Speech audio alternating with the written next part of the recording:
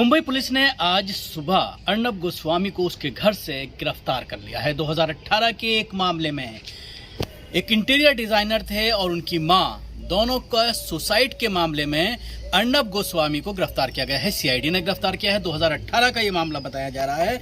अवने नायक और कुमुत नायक जो उनकी मां थी, इन दोनों ने सुसाइड किया था और सुसाइड करने की वजह ये बताई थी। उनकी पत्नी का एक बयान है अवने नायक का, जिन्होंने ये कहा है कि अर्नब गोस्वामी ने जब रिपब्लिक चैनल को शुरू किया था तो उसके लिए स्टूडियो में पूरा इंटीरियर वर्क का काम इन्हीं के जरिए किया गया था, लेकिन पेमेंट देने में अर्नब गोस्वामी आनाकानी कर रहे थे, देरी कर रहे थे, जिसकी वजह से वो परेशान हुए और उसके बाद सुसाइड कर लिया। मां ने भी अपने बेटी की वजह से सुसाइड किया। अन्वय मधुकर नाइक की पत्नी और कुमुद मधुकर नाइक की बहू, उनको श्रद्धांजलि अर्पित करती हूँ। आज 5 मई का दिन मेरे जीवन में बहुत महत्व लगता है। 2 साल पहले यही दिन मेरे सास और मेरे पति ने अलीबाग के फार्म हाउस पे आत्महत्या की। आत्महत्या के पास जो चिट्ठी लिखी हुई थी, जो सुसाइड नोट छुड़ी हुई थी, उसमें लिखा हुआ था कि मेरे मृत्यु को अर्नब गोस्वामी कारणीभूत है, और ये सच है। अर्नब गोस्वामी का जो रिपब्लिक टीवी बना हुआ है, वो मेरी पति की लास्ट आखिरी निर्मित थी। वहां 100 से भी ज्यादा लोग दिन रात मेहनत कर रहे थे, और रिपब्लिक टीवी वो स्टूडियो बनने के बाद लगातार 1 बरस तक मेरे पति, मैं खुद भी और मेरी कॉन्कॉर्ड डिजाइन्स की टीम उनसे पैसे के लिए भीख मांगते रहे। वक्त पे पैसा न देने की वजह से मेरे पति और मेरे सास को जान गंवानी पड़ी।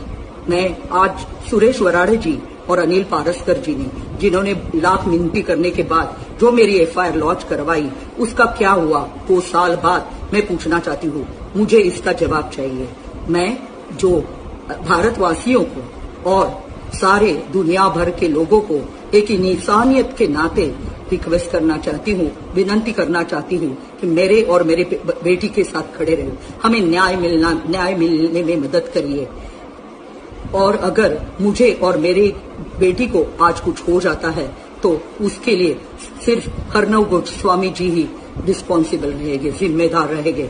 मैं अर्नब जी से पूछना चाहती हूँ और सारे लोगों से पूछना चाहती हूँ, सुरेश वराड़े जी, अनिल पारस्कर जी से भी पूछना चाहती हूँ कि यही घटना अगर आपके घर में घटी होती तो ये एफआईआर ऐसे ही कचरे के डिब्बे में जाती थी क्या? मैं माननीय मंत्री महोदय और प्राइम मिनिस्टर जी से और मुख्यमंत्री जी से प्रार्थना करती हूँ कि मुझे मेरे केस में न्याय दिलवाइए, हमारे साथ खड़े रहिए। बस यही बोल के मैं मेरा ये 2 मिनट। ये मामला 2018 से चल रहा था, लेकिन गिरफ्तारी नहीं हुई थी, जांच चल रही थी। आज सुबह अचानक सीआईडी की टीम अर्नब गोस्वामी के घर में पहुंची और वहां पर उनको गिरफ्तार कर लिया गया। अर्नब गोस्वामी का जो रिपब्लिक चैनल है, उस पर इस तरह की खबरें चलाई जा रही हैं, कुछ शॉर्ट्स चलाए जा रहे हैं सीसीटीवी फुटेज, जिसमें ये दिखाया जा रहा है कि अर्नब गोस्वामी को जब पुलिस वहां पर पहुंची तो वहां पर हाथापाई हुई, और ये दावा किया जा रहा है रिपब्लिक टीवी के जरिए कि उनकी मां, उनकी सास और ससुर, बेटे और बीवी के साथ, पत्नी के साथ मारपीट की गई। अर्नब गोस्वामी को भी पीटा गया। ये इस तरह का दावा किया जा रहा है। लेकिन अर्नब गोस्वामी और महाराष्ट्र पुलिस, महाराष्ट्र सरकार में जिस तरह से शहमात का खेल पिछले कई महीनों से लगातार चल रहा है, कभी टीआरपी का मामला आता है, कभी और कई केसेस उठा करके उनको बुलाया जाता है थाने में पूछताछ के लिए। अर्नब गोस्वामी भी अपनी चीज़ों पर अड़े हुए हैं, और जिस तरह से बार बार निशाना बनाया जा रहा है, उद्धव ठाकरे को निशाना बनाया जाता है। और उसके बाद आज सुबह जब ये पूरा मामला आया है तो पूरी सियासत गर्म आ गई है। ये कहा जा रहा है कि लोकतंत्र की हत्या की जा रही है, लोकतंत्र के चौथे स्तंभ पर अटैक किया जा रहा है, और इमरजेंसी जैसे हालात पैदा कर दिए गए हैं महाराष्ट्र में।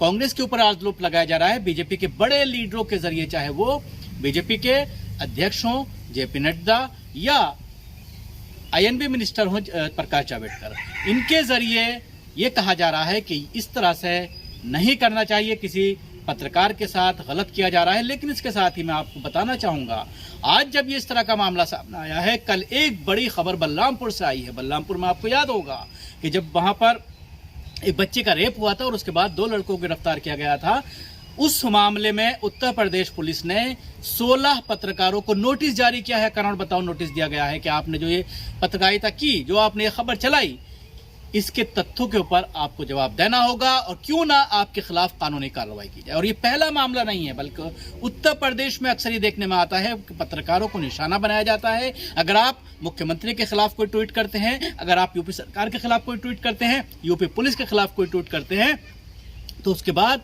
गिरफ्तारी होती है, कई महीनों जो है कस्टडी में रहना पड़ता है, कई महीनों जेल में रहना पड़ता है और उसके बाद हाई कोर्ट या सुप्रीम कोर्ट से जमानतें दी जाती हैं। तो क्या यहाँ पर लोकतंत्र की हत्या नहीं होती? लोकतंत्र की हत्या सिर्फ एक विशेष चैनल के ऊपर होती है। सिर्फ लोकतंत्र की हत्या उन चैनल्स को लेकर के, उन चैनल्स के मालिकों को लेकर, उन चैनल्स के एडिटर्स को लेकर होती है जो बीजेपी के अपने चैनल हैं, जो बीजेपी की जबान बोलते हैं, जो बीजेपी के भोंपू बने हुए हैं।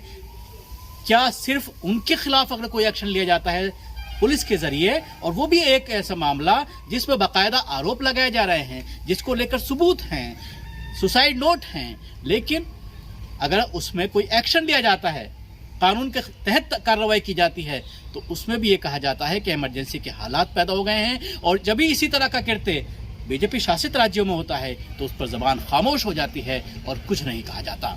जाहिर सी बात है, इस तरह की राजनीति कहीं ना कहीं जो पत्रकारिता के जो उसूल हैं, जो पत्रकारिता के जो कर्तव्य है, उस पर कहीं ना कहीं असर जरूर डालता है। शुक्रिया। आपको हमारी ये कोशिश कैसी लगी जरूर बताएं। हमारे यूट्यूब चैनल को सब्सक्राइब करना ना भूलें, इसके साथ ही बेल आइकन जरूर दबाएं। सभी अहम खबरों के लिए न्यूज़ MX को सब्सक्राइब करें।